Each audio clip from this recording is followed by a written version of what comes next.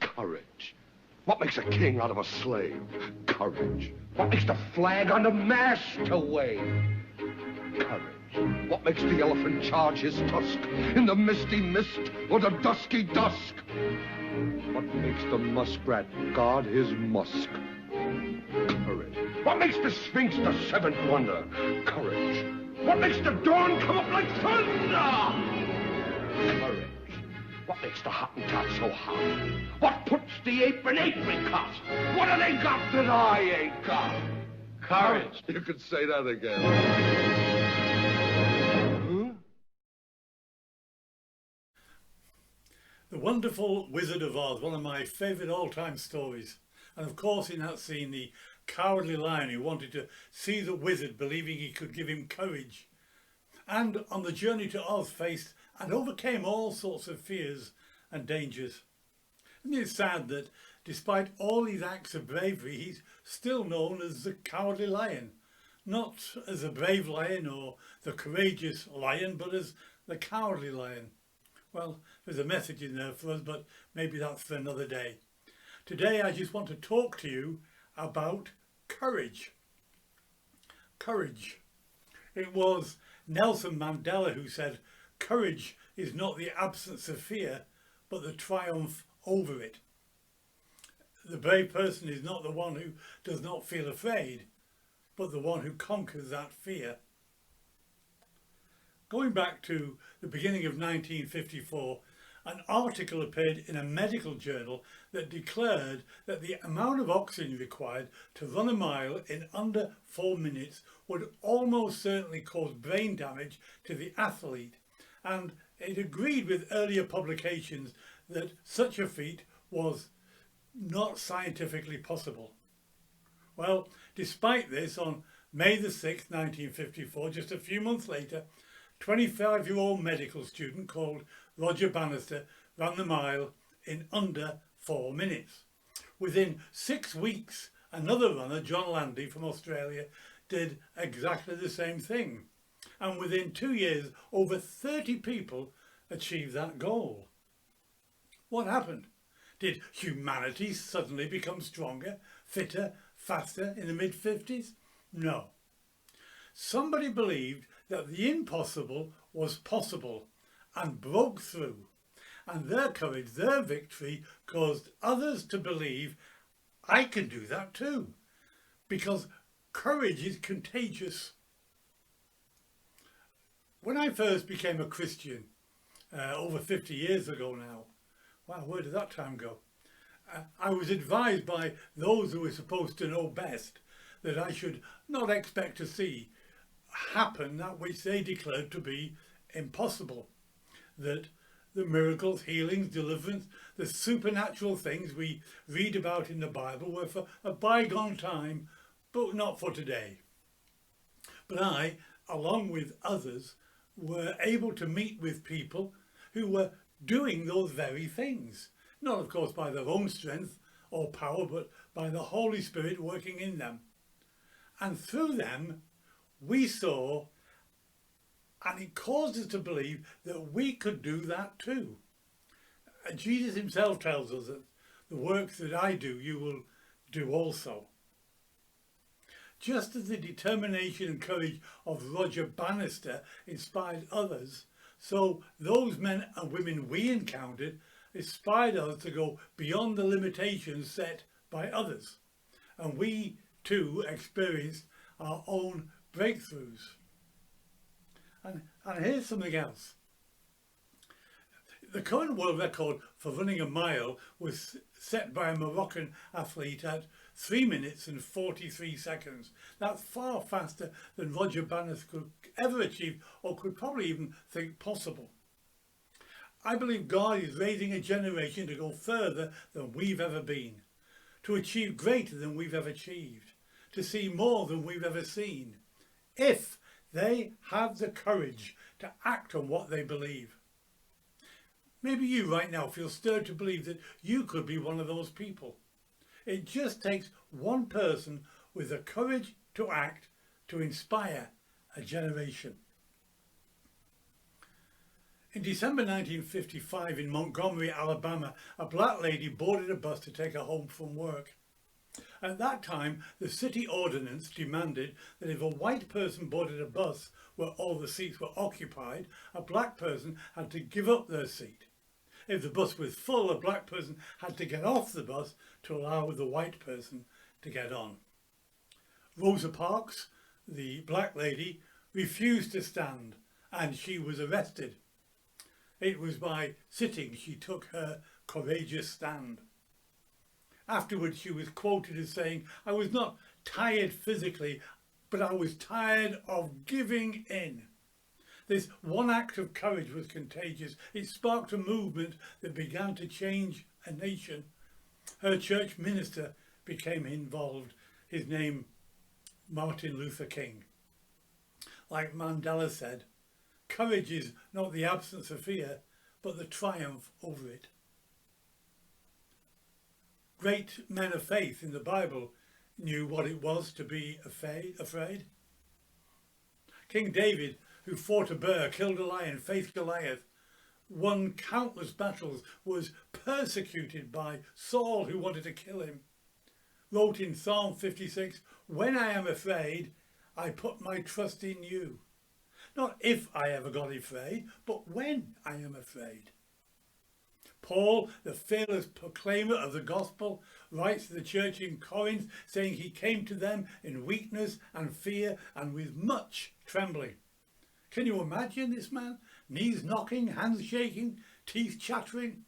Not so much a man of faith and power, but more like paste and flour. This is a great apostle Paul. He came to them feeling fearful and weak and trembling. Maybe just like you when you're going to share the gospel or your testimony with that colleague, that fellow student, that neighbour, that family member. Just like me, just like you. Nervous, apprehensive. There's lots of times we feel nervous, fearful, trembling. When we face the unknown, it's then that we need to be strong and courageous. As the children of Israel were about to enter the promised land under the leadership of Joshua, God speaks to Joshua and tells him, "I will not fail you or abandon you." But then he goes on to say this is what you've got to do. Joshua chapter 1 verse 6, "Be strong and courageous, for you are the one who will lead these people to possess all the land I swore their ancestors I would give them. Be strong and very courageous. Be careful to obey all the instructions Moses gave you. Do not deviate from them, turning either to the right or to the left. Then you will be successful in everything you do. Study this book of instruction continually. Meditate on it day and night, so you will be sure to obey everything written in it. Only then will you prosper and succeed in all you do. This is my command. Be strong and courageous." 3 times in 3 verses, God tells him to be strong and courageous. It's interesting that God doesn't say to Joshua, "I will give you courage, I will make you brave." He tells Joshua to be courageous. He's already given him all he needs. God himself is with him. But he has to be courageous. Even with God with you, you need to be strong and courageous. If you're going to enter your promised land, you will need to be courageous. Well, why do you think God keeps telling Joshua to be courageous? Well, it's because he's going to face stuff that will be scary. You know, the prerequisite for a miracle is an impossibility. If it's possible, you don't need a miracle. And the prerequisite for courage is something scary, something that makes you fearful. If it isn't scary, you don't need courage. You need courage when there's a battle to fight, when there's an enemy to overcome, when there's a challenge to face or a fear to conquer.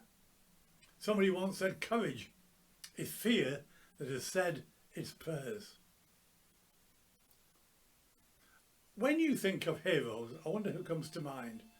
Who do you pick up or choose as your heroes? Edmund Hillary conquered Mount Everest. David Livingstone, that 19th century missionary and explorer of Africa. Florence Nightingale, the founder of modern nursing, that social reformer. Well, you go to your local library and you'll find plenty of books written about people like this. But not all heroes are written about in books. When I was thinking of some of my heroes, these people came to mind. People in this church. You see, you can't compare the bravery of a mountain climber with the courage and endurance it takes to raise a physically or mentally challenged child and stay positive day after day, year after year. It takes a hero to do that. You can't compare a missionary explorer who endures the jungles of Africa to that 8-year-old child that constantly stands up to a bully in school, because both acts take a hero. You can't compare the pioneering nurse in the Crimean War with a person who bravely gets on with life whilst caring for a loved one with a terminal illness. Both are acts of great courage. It takes a hero. Sometimes, you know, it's far easier to travel to distant lands and do something adventurous than to stay at home and do that which is tough and unglamorous. The Church of God needs men and women who take their stand, who in the mundane and ordinary things of everyday life perform acts of courage. They take their stand. They are the everyday heroes. Those who stand when others quit. Those who stay when others leave. Those who speak when others remain silent. Those who don't compromise to avoid embarrassment. Those whose behaviour is not determined by who's watching. Courageous Christians do not have situational shifts in behaviour. God is with us, and he's promised never to leave us or to forsake us. Take courage.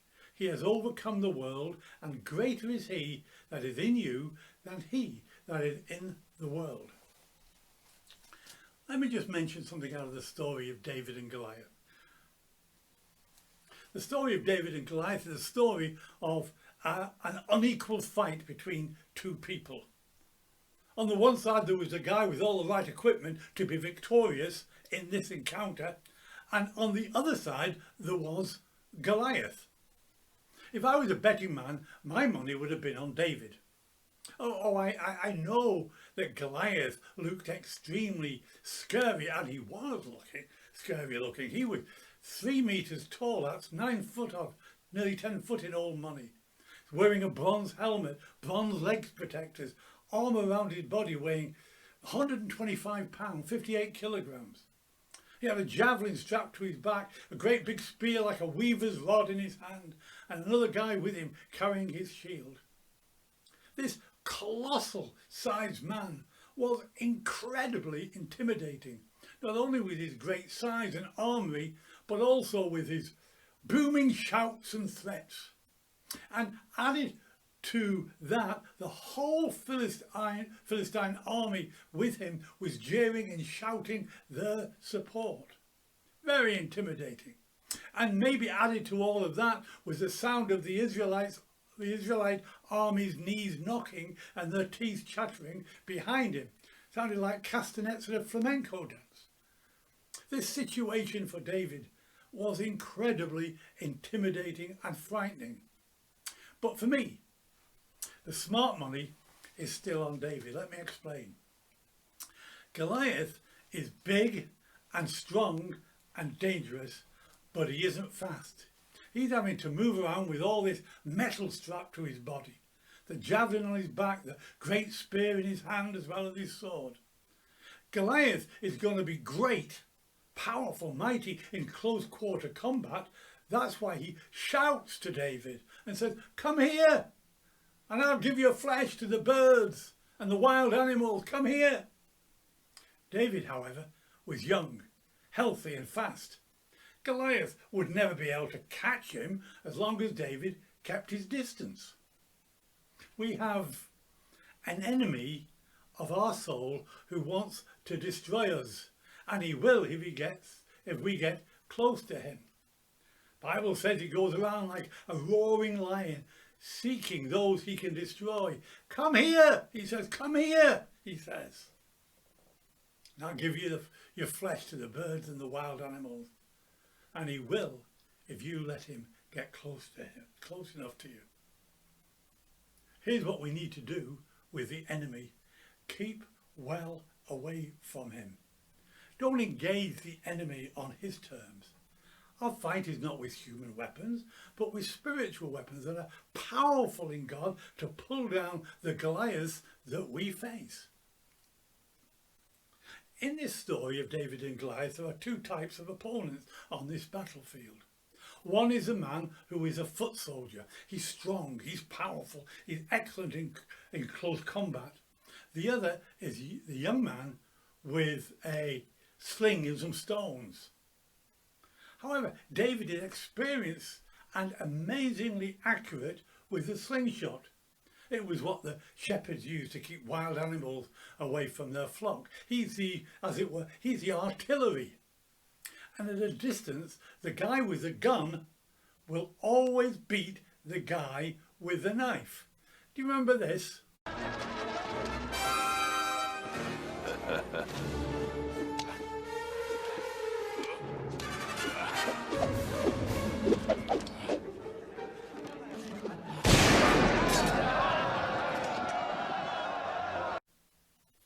I love that. I love that clip. It always reminds me of David and Goliath.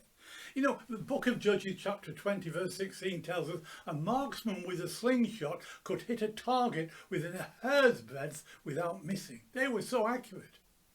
We tell the story that David went out with only a slingshot, but this is an incredibly devastating weapon. When David lines up, he has every intention and every expectation to be able to hit Goliath at his most vulnerable spot between his eyes. Calculations have been made that the ballistics on the stopping power of the rock from a sling is roughly equivalent to the stopping power of a .45 caliber handgun. Wow! And that's exactly what happens. Goliath begins to move towards David. David begins to run towards Goliath with firing his first round, and the rest, as they say, is history. Something entered Goliath's mind that was extremely surprising to him and lethal. Courage is contagious. Suddenly the Israelite army gained courage, got involved, pursued the Philistines and won a great victory. Why? Because one young man had courage to face that which was intimidating. Was Goliath scary? Yes, he was. But as David wrote, "When I am afraid, I put my trust in you." In life, we constantly face scary enemies and intimidating situations. But be bold, be strong, be very courageous, for the Lord your God is with you. Jesus says, and this is my paraphrase of John 16 verse 33, "In me you may have peace. In the world you will face Goliath, but be courageous, I have overcome the world." In your life you will constantly face your Goliath, but be strong and be courageous, for the Lord your God is with you. There's a giant slayer in every one of us. Devil, you better watch out.